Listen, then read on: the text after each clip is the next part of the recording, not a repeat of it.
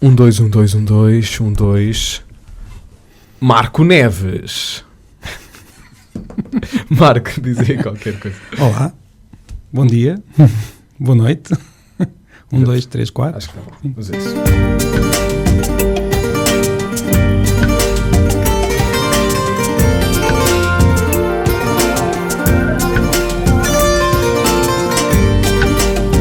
Madragoas da Amália, com António Vieira. Boa noite, sejam bem-vindos a mais uma edição deste programa maravilhoso chamado Madragoas da Amália. Tão maravilhoso como o coração de Marco Paulo. Não concordas, Marco? O Marco Paulo tem um coração maravilhoso. Diz que sim. E tem 2 amores. E tem 2 amores também. Mas deixemos de falar da vida sentimental de Marco Paulo para falarmos de língua portuguesa. É sobre isso que vamos falar ao longo desta hora de Madragoas com um repetente. Sim. É alguém que chumbou e que por isso... Voltei aqui volta aqui às Madragoas. Chumbaste no primeiro teste, Marco, e por isso voltas. Não é nada disso. Voltas porque tens novo livro. A temática é a mesma, a língua portuguesa, mas depois dos 12 segredos da língua portuguesa... Mas é muito diferente este livro. É muito diferente. Vamos descobri-lo melhor ao longo desta conversa, ao longo desta hora. Chama-se A Incrível História Secreta da Língua Portuguesa. É uma edição da Guerra e Paz. O Marco Neves é o autor. Marco, como é que têm sido os últimos tempos? Diz-me lá. Têm sido tempos...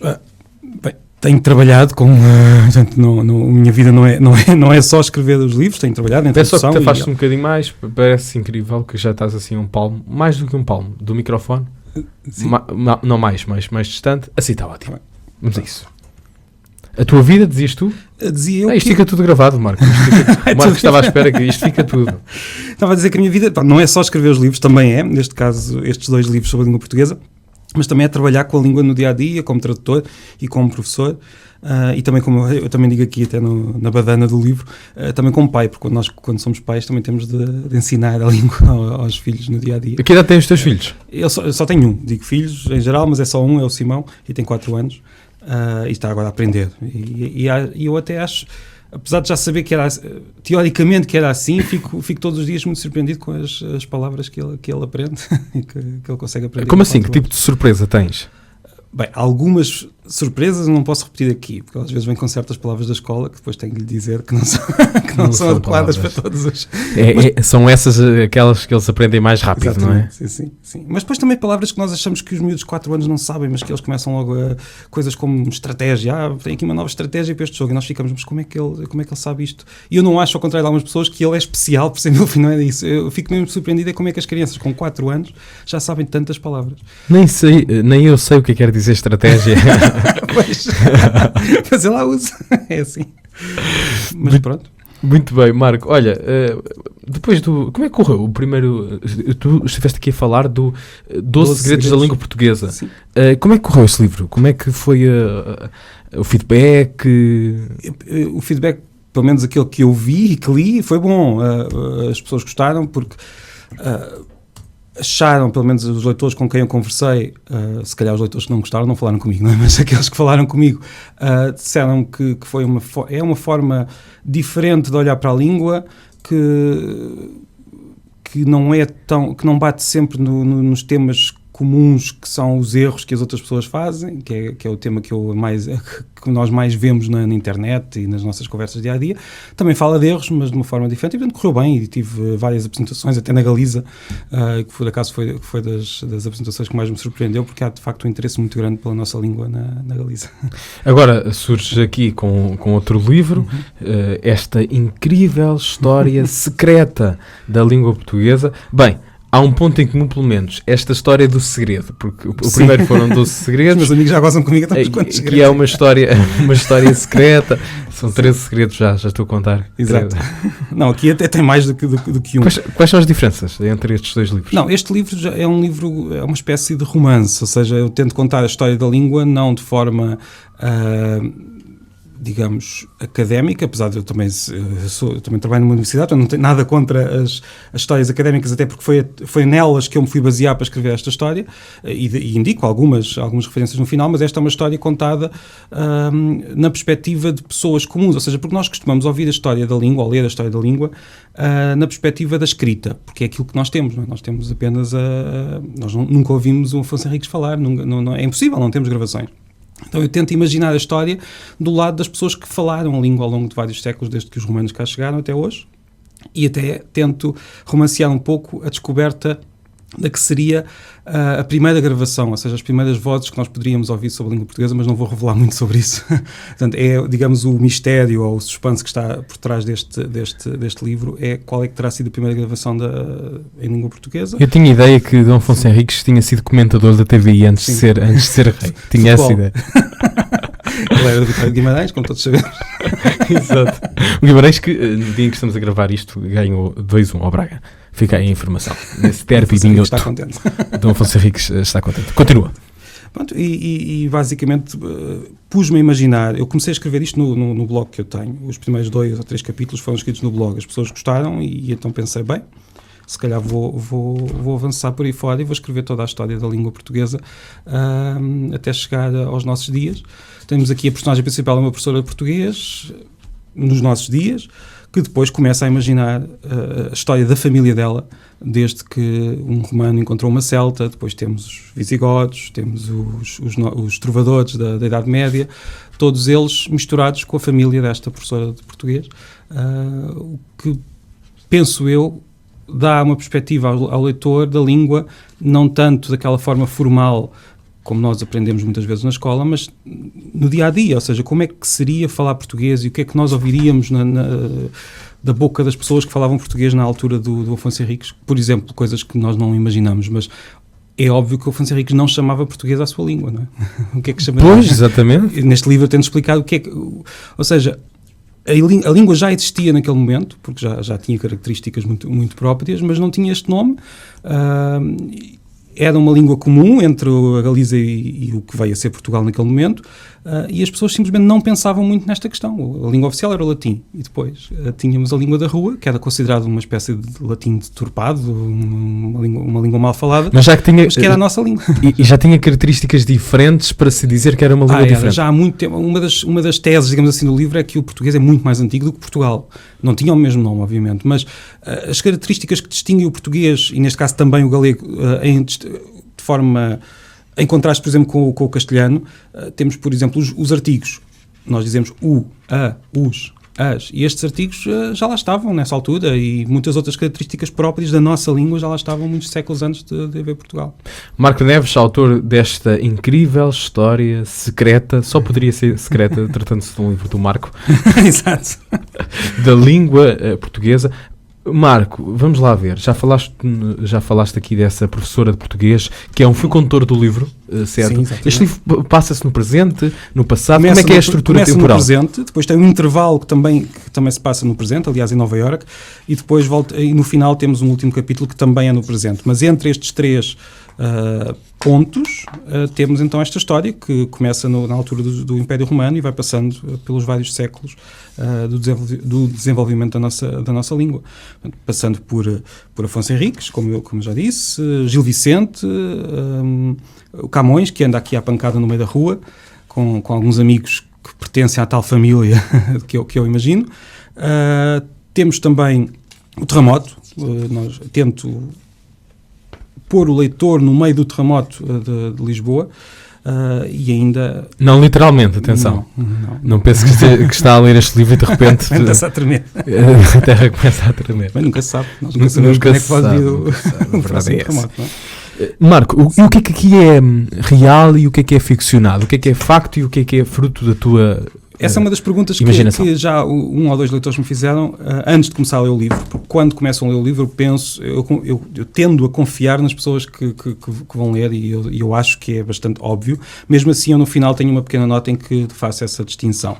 Portanto, tudo o que tem a ver com esta família da professora de português a Sara Contreiras, e dei-lhe o nome de Contreiras porque é um nome de origem celta, e por isso imagino que esta família já estaria ali naquela zona do Minho desde essa altura. Portanto, tudo o que tem a ver com essa família é ficcional, incluindo os diálogos com as personagens reais, e depois as personagens reais são aquelas que todos nós conhecemos, portanto, desde o Martim Codax, o Gil Vicente, Afonso Henriques. Por isso há esta distinção que eu penso que não é difícil de fazer na cabeça do leitor entre esta família ficcional e as personagens reais que todos nós conhecemos. Marco Neves, convidado de hoje das Madragoas. Estamos a falar então deste livro que me está a parecer muito interessante, Marco. Deixa-me que te diga. Está-me a parecer muito interessante. Esta incrível história secreta da língua portuguesa, uma edição da Guerra e Paz. Continuaremos, obviamente, a falar sobre isto ao longo desta emissão das Madragoas. Para já, 2 temas do ano passado. Vamos ficar com A Noite de São João, da Gisela João, precisamente, e depois António Zambujo a cantar Valsinha, um tema de Chico Buarque.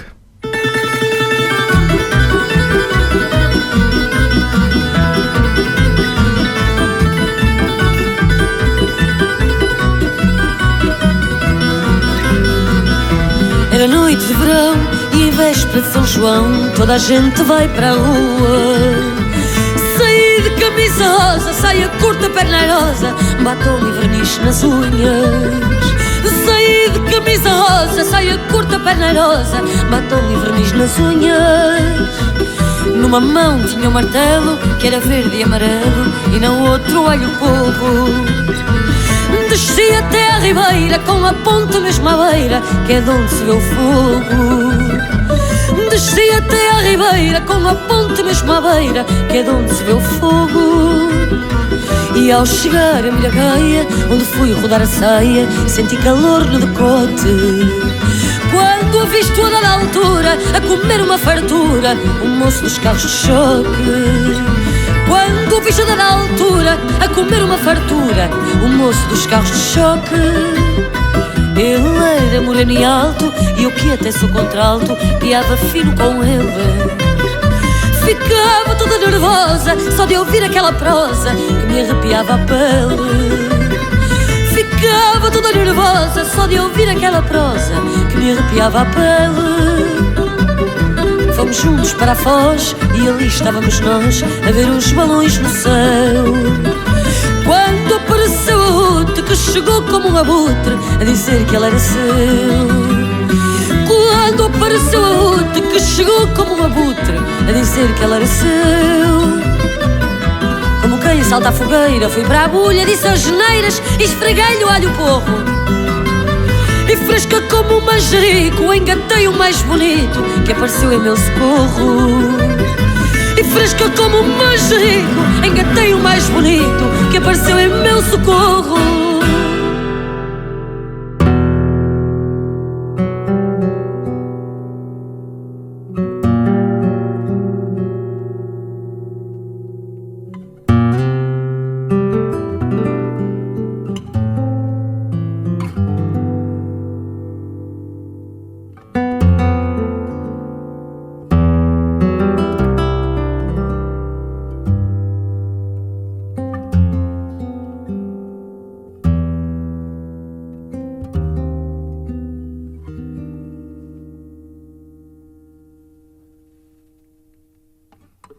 Um dia ele chegou tão diferente do seu jeito de sempre chegar. Olhou-a de um jeito muito mais quente do que sempre costumava olhar. E não disse a vida tanto como era o seu jeito de sempre falar, e nem deixou-a só no canto, e para seu grande espanto convidou-a para rodar.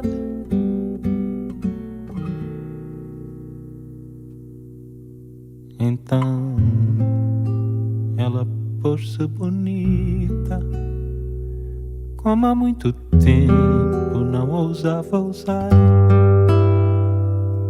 O seu vestido decotado cheirando aguardado de tanto esperar. Depois os dois deram seus braços, como há muito tempo não usavam dar, e cheios de ternura e graça foram para a praça, começaram a se abraçar.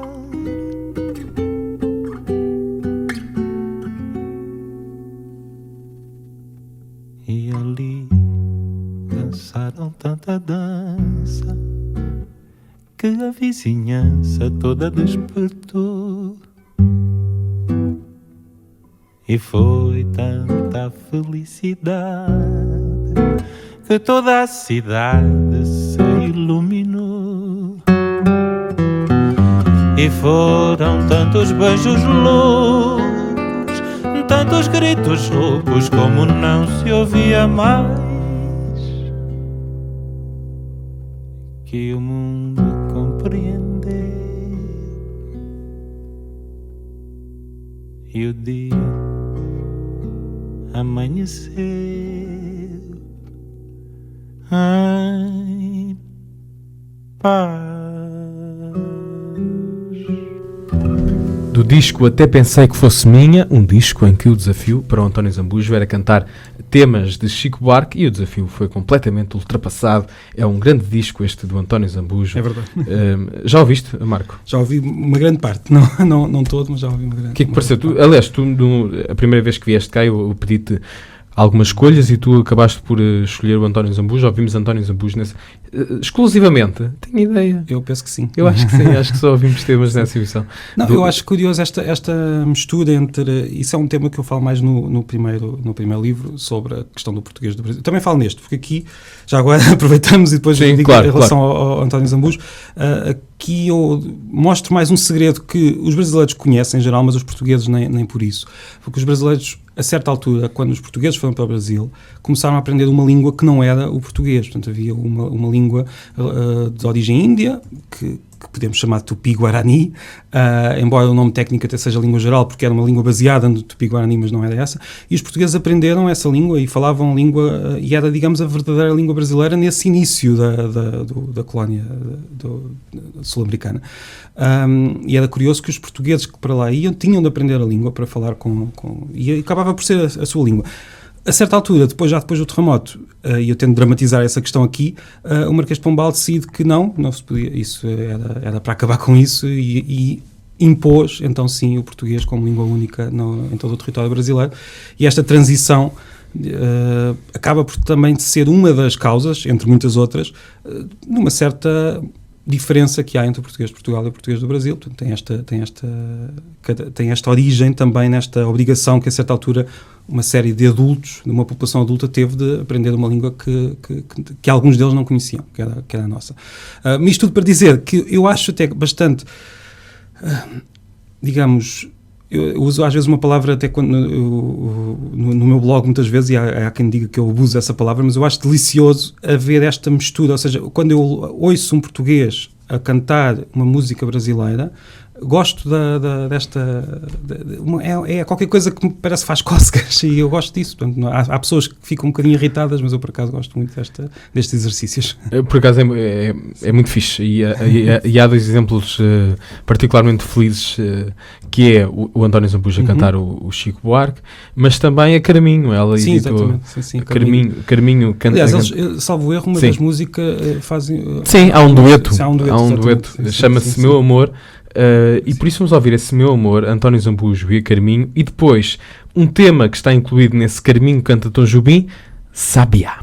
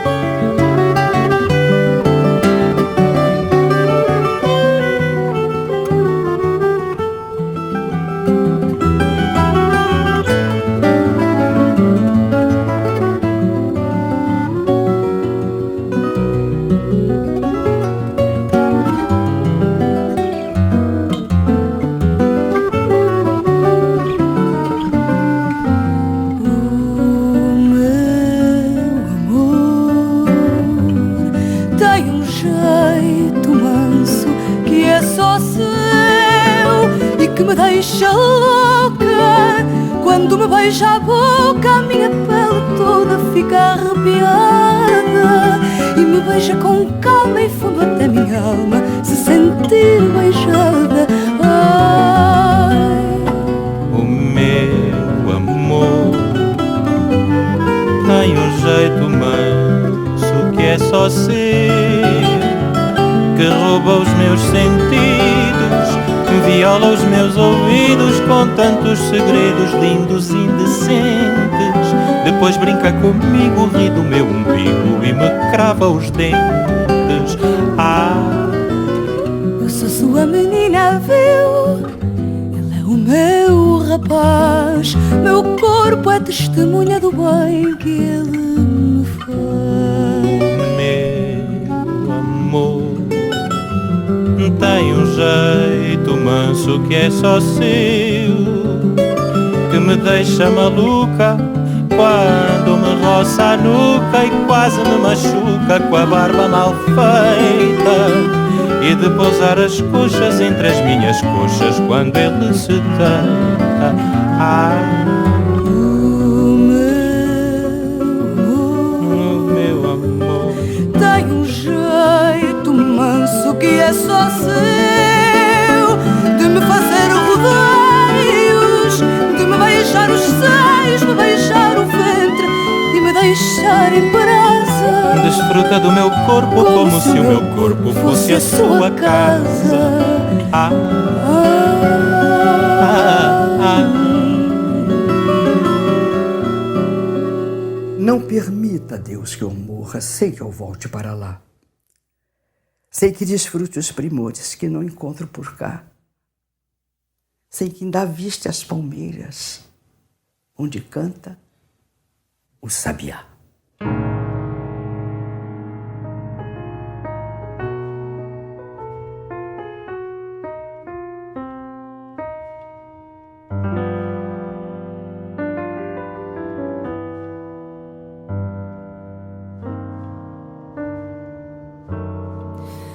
Vou voltar,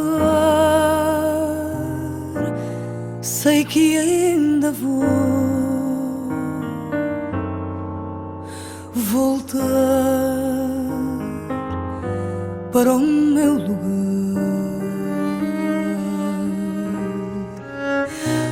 Fui lá e ainda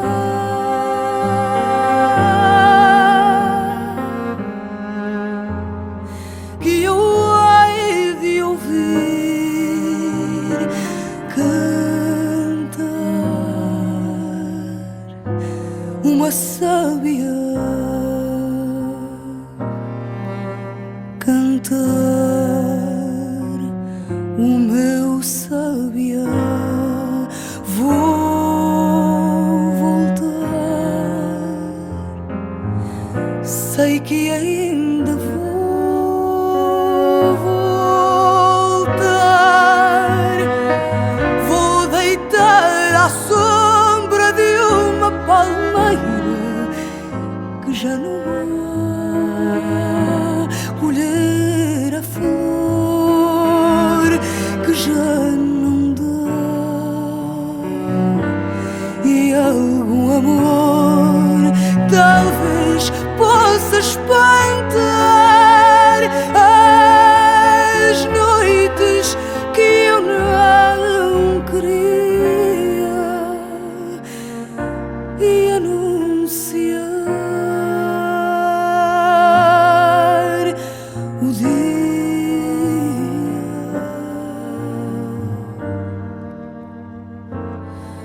Vou voltar,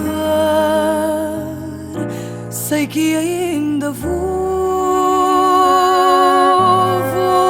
voltar.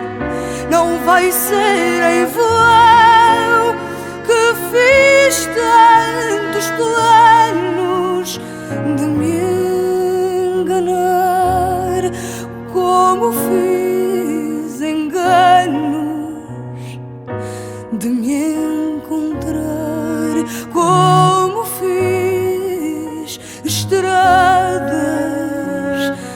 de me perder. Fiz de tudo e nada. esquecer.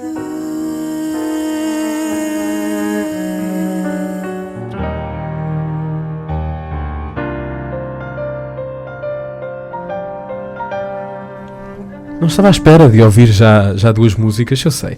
Estas Madragoas são um programa surpreendente e assim ouvimos mais dois temas e que belíssimos temas de dois discos muito recomendáveis. Até pensei que fosse minha, do António Zambujo a cantar Tom Jobim e Carminho canta Tom Jobim, novo disco da Carminho, um disco que há largas semanas que é número 1 do top em Portugal. O Marco também espera que este livro seja número 1 do top de livros mais vendidos. A incrível história secreta da língua portuguesa. Isto é um romance, basicamente é isso. Sim, podemos chamar de romance ou até de coleção de contos, mas os contos têm ligações uns com os outros e por isso acaba por ser uma história romanceada da língua portuguesa, mas que tenta explicar alguns mecanismos e algumas digamos, surpresas que podemos ter quando olhamos para a história da língua, ou seja, tenta de facto mostrar qual foi o desenvolvimento da nossa língua. Não é só um romance, é também uma história real da língua portuguesa, mas contada de forma diferente. Os capítulos do livro têm nomes muito apelativos e engraçados, e o capítulo 3, por exemplo, diz o seguinte: Amor a linda de morrer e a língua de Afonso Henriques. Que amor era esta, Marco? Há aqui uma história imaginada em que um amigo de Afonso Henriques, que aliás é um nome conhecido, Fuas Roupinho, Dom Fuas Roupinho. Sim. Eu imagino que ele teria uma fixação por uma moura que encontrou a certa altura e foi por aí fora pela Península Ibérica, pelo sul da Península Ibérica à procura dessa moura, e Afonso Henriques dizia que não avançava até ter o amigo ao seu lado e mandou um mensageiro que, esse sim, é da tal família imaginada que eu há pouco descrevi, à procura do seu amigo, e ele lá vai por aí fora. O que é curioso é que nós pensamos, bem, nós tínhamos os cristãos no norte e os mouros no sul, mas uma das coisas que eu tento aqui mostrar é que, por exemplo, não havia fronteiras como há hoje, quer dizer, não havia a uma certa altura uma estrada com uma placa a dizer bem-vindo ao Al-Andalus, era tudo terra aberta, era preciso procurar as pessoas e essa aventura, digamos assim, que eu tento imaginar nesse capítulo. E o que é que isso tem a ver com a língua portuguesa?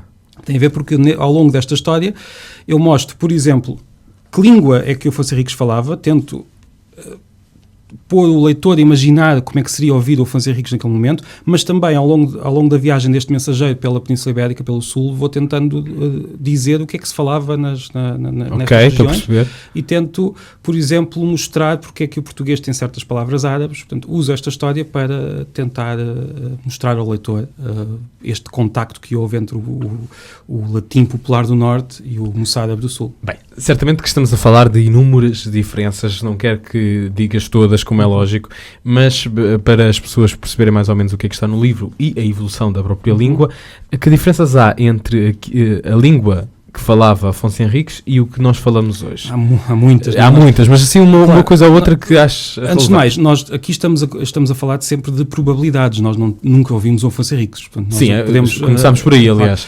O que nós podemos dizer, o que nós podemos fazer é, e o que os linguistas históricos fazem é olhar para o que está escrito, olhar para certas descrições que se conseguem encontrar na época, fazer certas suposições tendo em conta o que temos hoje, mas, por exemplo, se nós ouvíssemos o Afonso Henriques hoje em dia, provavelmente ele soava-nos algo muito de galego, norte, muito norte, com expressões como, em vez de dizer chave, diria qualquer coisa como chave ou chave, provavelmente. Ou seja, era um português que nós não reconhecíamos como sendo o nosso português padrão. O português padrão atual nasceu muito mais tarde, muitos séculos depois, aliás, do Afonso Henriques. Portanto, haveria certamente quem o chamasse de nortenho ou galego ou qualquer coisa assim. O capítulo 4 tem o seguinte nome: O Morto na Noite do Porto e as Ninfas à Espera no Mondico. Mais mistério no teu livro. Sim, eu das ninfas não vou falar muito, porque isso terá de ser o leitor até porque já falámos de Amor a Linda de Morrer. E exato. Pode se tornar monotemático este programa. Por isso vou falar aqui o Morto terá a ver com uma outra aventura da língua portuguesa, neste caso com Martim Codax, um jogral, como nós aprendemos na escola, galego neste caso, que encontra um nobre misterioso a certa altura numa estrada que vai para o Porto e acaba... E um amigo do Martim Kodax acaba por descobrir quem é este nobre, e eu não vou dizer muito mais, mas também é uma forma de descobrir certos pontos da história da língua portuguesa neste momento. Posso até dizer desde já, portanto, que é neste capítulo que nós percebemos quando é que a língua portuguesa se torna a língua oficial do nosso reino, nessa altura. Já sabe, para ficar a conhecer melhor esta história, tem mesmo de adquirir o livro A Incrível História Secreta da Língua Portuguesa. Eu gosto sempre da reação dos autores quando eu digo que as pessoas têm de adquirir o livro. E eles ficam sempre... Há uma espécie sempre de constrangimento, eu não sei porquê. Sim. As pessoas têm de adquirir o livro se quiserem saber, não é? É lógico. Ou então podem ir a uma biblioteca, mas eu não aconselharia, porque com este exemplar que é seu, pode riscar, pode sublinhar. Não sei se és fã disso, Marco. Como é que eu ia te explicar isto?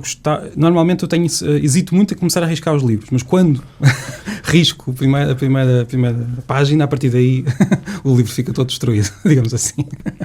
Aqui está. Este livro pode ser seu, se o adquirir, como estava a dizer, a Incrível História Secreta da Língua Portuguesa, pode destruí-lo à vontade.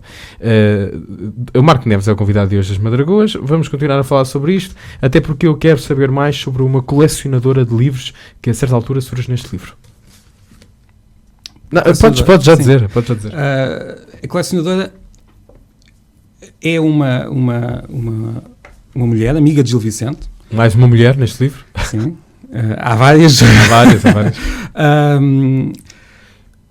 É uma coleção, ou seja, digamos, eu imagino como seria a primeira pessoa que decidiu começar a colecionar livros em Portugal. E ela coleciona o primeiro livro português e o primeiro livro em português.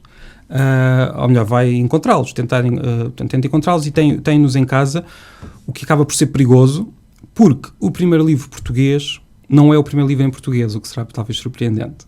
Ou seja, o primeiro estou a falar de livros impressos, não de livros manuscritos, que já haveria muito antes. Mas o primeiro livro impresso em Portugal é uma obra que depois eu digo qual é no livro, mas uma obra que está escrita em hebraico e não em português, e por isso seria perigosa a certa altura, e é isso que fica romanceado nesse capítulo. Portanto, talvez seja uma surpresa para muitos de nós pensar que o primeiro livro que foi impresso em Portugal não foi o primeiro livro na nossa língua, mas não estava escrito na nossa língua, mas é verdade, é um facto. Bem interessante essa história.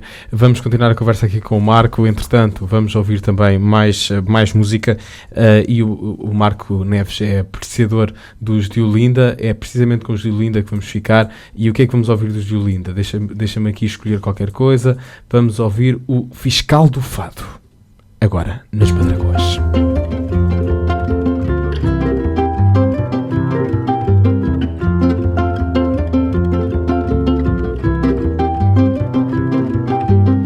Entrou um fiscal do fado pela minha alma adentro, quis passar um atestado a validar o meu talento. Analisou cada trinado com alguma autoridade, que isto de cantar o fado tem selo de qualidade.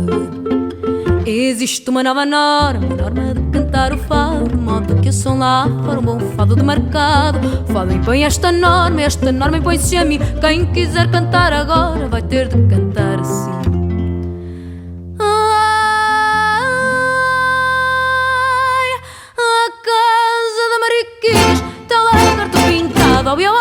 Foi lá que a Silveira se virou, foi um touro que a matou, deu um coice no telhado, lai, lai, lai, e assim na chamada das tranças pretas.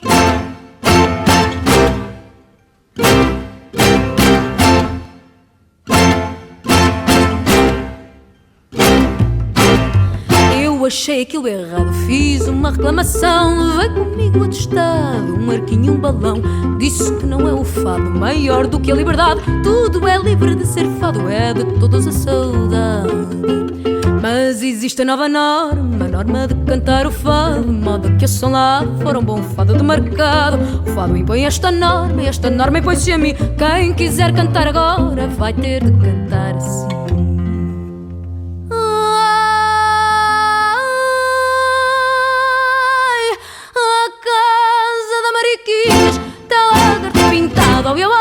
Foi lá que a Silveira se virou, foi um touro que a matou, deu um coice no telhado, lai, lai, lai, és a razão de ser doutor e ser fadista.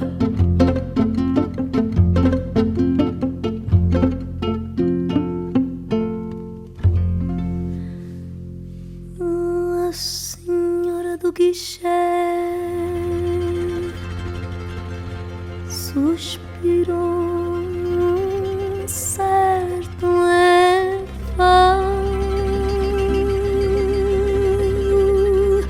Canta e logo se vê, tudo isto existe, tudo isto é triste, tudo isto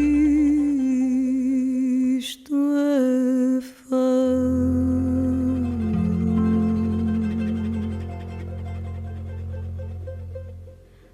Mas existe a nova norma de cantar o fado, de modo que o som lá para um bom fado de mercado. O fado impõe esta norma e esta norma impõe-se a mim.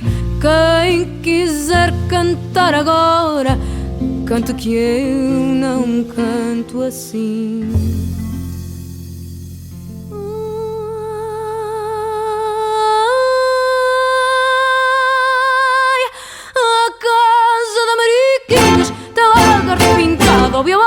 Foi lá que Silveira se virou, foi um touro que matou, deu um coice no telhado, lai, lai, lai, e deu-me esta voz a mim.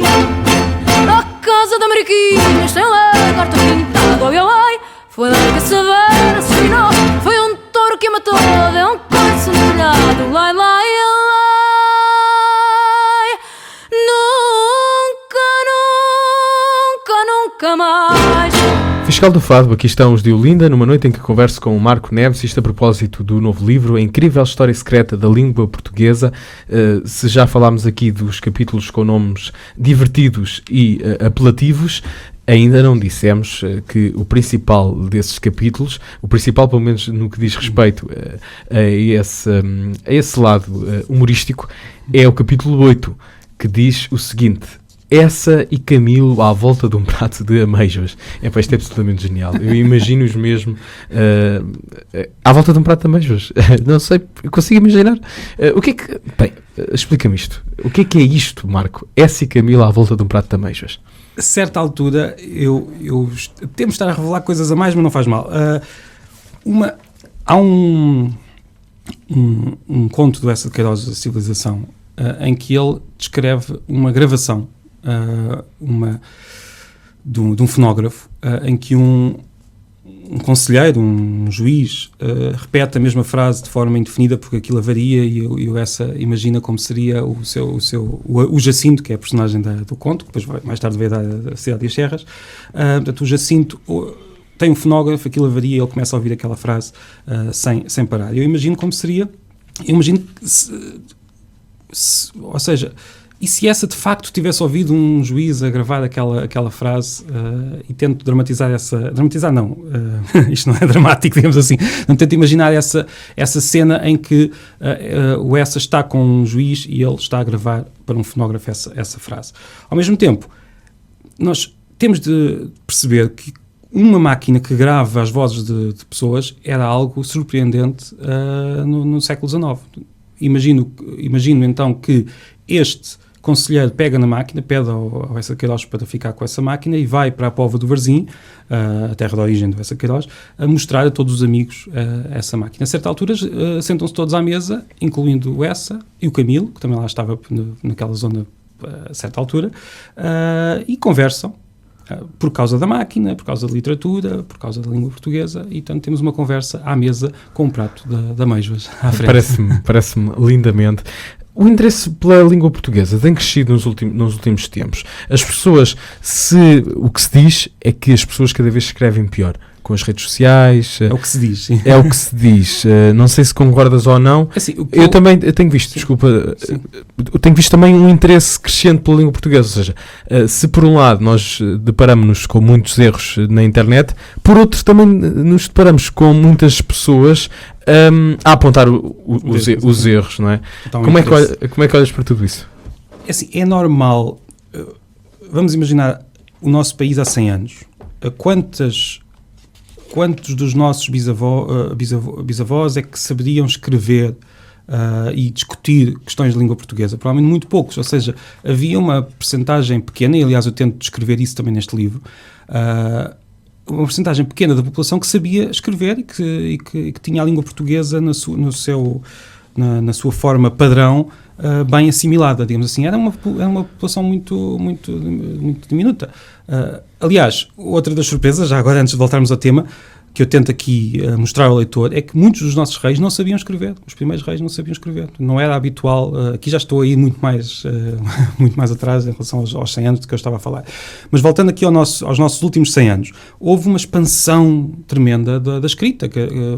De há 100 anos para cá, muita gente aprendeu a escrever. Ainda hoje temos uma taxa de analfabetismo muito superior àquela que nós gostávamos de ter. Portugal é um dos países da Europa com mais analfabetismo e é preciso ter isto em conta. Mas estamos muito longe das taxas de analfabetismo de há 100 anos atrás. Isto tudo para dizer o quê? Nós hoje escrevemos muito mais. Nós hoje vivemos a escrever. Nós hoje temos conversas informais através da escrita, coisa que não tínhamos há 50 anos atrás. Há 50 anos atrás a única escrita informal seria provavelmente cartas. Entre pessoas. Hoje nós temos conversas no Facebook através da escrita e por isso escrevemos muito mais e temos de ter isso em conta quando dizemos que damos muito mais erros. Sim, nós de facto vemos muito mais erros porque também vemos muito mais português escrito. Muito mais. Isso é muito engraçado e é uma questão que nós não é comum refletirmos sobre essa questão, mas a verdade é que essa escrita dentro dos dias das pessoas é uma coisa recente. Sim, é. Quem é que discutia, por exemplo, entre namorados a escrever há 30 anos atrás? Não, quer dizer, só se fosse por bilhetinhos que deixavam em casa e depois nós não escrevíamos de forma informal, nós escrevíamos sempre em contextos formais. A escrita era formal e a escrita tornou-se informal. Agora, esta informalidade da escrita não é necessariamente negativa. Aliás, eu não acho nada negativo, acho até é bastante... ou seja, nós neste momento treinamos muito mais a escrita em todos os registros, informais e formais. Claro que há pessoas, e isto está associado também à tal taxa de analfabetismo que ainda é muito elevada, há pessoas que não sabem gerir bem estas transições entre o que é formal e o que é informal. Há pessoas que acabam por usar, por exemplo, abreviaturas em textos formais, mas isso é algo que temos de aprender e batalhar. Não é a escrever menos que chegamos lá, é a escrever cada vez mais. E é inevitável que se escrevemos cada vez mais, também vamos ver cada vez mais erros. Não há nada a fazer em relação a isso. É uma questão aritmética. Se escrevemos 10 vezes mais, provavelmente vamos ver... Eu não diria que vemos 10 vezes mais erros. Se calhar vemos 5 vezes mais erros, ou seja, vemos menos erros à proporção, mas como vemos mais no nosso dia-a-dia, acabamos por ter esta sensação que enerva muita gente, de que hoje em dia já ninguém sabe escrever. Quando, na verdade, estamos na época em que mais gente sabe escrever na nossa história. E é engraçado que o facto de escrevermos muito e de, por vezes até resolvemos problemas a escrever, faz com que os problemas não sejam resolvidos. Ou seja, não tens essa ideia. Isso é outra questão, e eu tento, não neste livro, mas eu, quando escrevo no blog que eu tenho, tento discutir esta... Onde é que nós, desculpa interromper, onde é que nós podemos te encontrar na web? É nesse blog que é o certaspalavras.net. Certaspalavras.net. Pode acompanhar o blog do Marco Neves. Fica aí a informação. Ele também anda pelo Facebook e essas coisas todas. Exato. Mas é o que eu digo em certos textos que escrevi no blog. É complicado nós passarmos... Ou seja, estas relações informais pela escrita são mais complicadas. Nós, quando estamos a falar frente a frente, nós vemos a cara da outra pessoa. Nós vemos se a outra pessoa está a aceitar bem o que nós estamos a dizer. Percebemos se ela está a entender a nossa ironia. E por isso tanta gente se queixa. No Facebook ninguém entende a ironia, mas será que ficámos todos estúpidos de repente? Não, simplesmente é muito mais difícil perceber as nuances do discurso. Nós não vemos as mãos da pessoa. Sim, é verdade. Ou seja, nós estamos a discutir entre namorados. Vou voltar aos namorados, mas...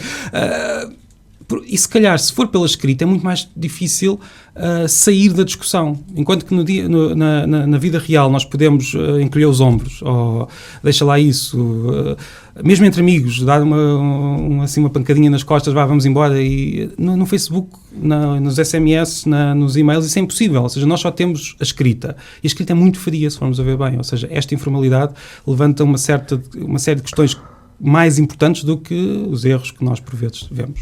E é verdade, eu por exemplo, eu sou uma pessoa muito sensível, aliás as pessoas que me conhecem sabem disso, e eu esforço-me ao máximo para quando estou a manter uma comunicação por escrito, esforço-me por parecer afável e por isso é que servem aqueles sorrisinhos. Os sorrisos e as próprias palavras que escolhemos e a pontuação, mas há pessoas que não, e essas pessoas, atenção, elas por vezes estão apenas a ser normais, mas eu fico logo muito incomodado, fico logo inseguro. Será que ela gosta de mim?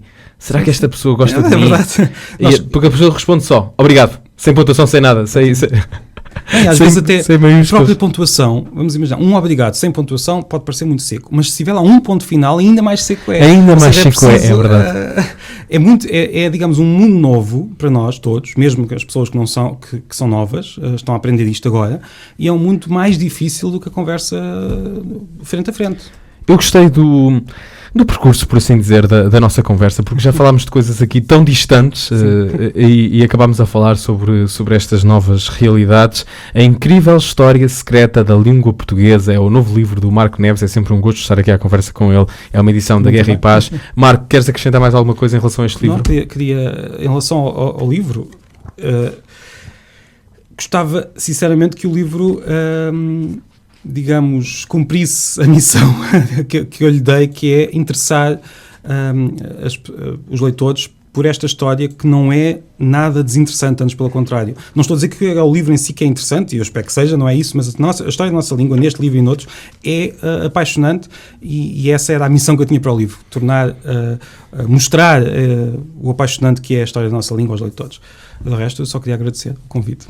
Gosto muito do tema e gosto também de conversar contigo, já sabes, Marco. Obrigado por teres vindo mais uma vez a este programa. O livro está aí, nas livrarias, e assim, chama-se A Incrível História Secreta da Língua Portuguesa.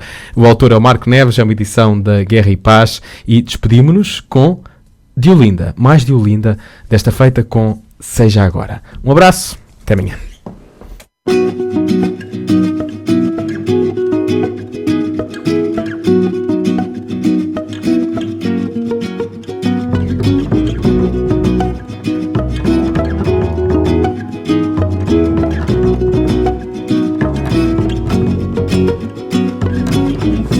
Nós havemos de nos ver os dois, ver no que estudar, ficar um pouco mais a conversar, ter a eternidade para nós, quem sabe um jantar. Se quiseres pode ser hoje, tem de acontecer, porque tem de ser, e o que tem de ser tem muita força, e sei que vai ser, porque tem de ser. Se é para acontecer, pois que seja agora.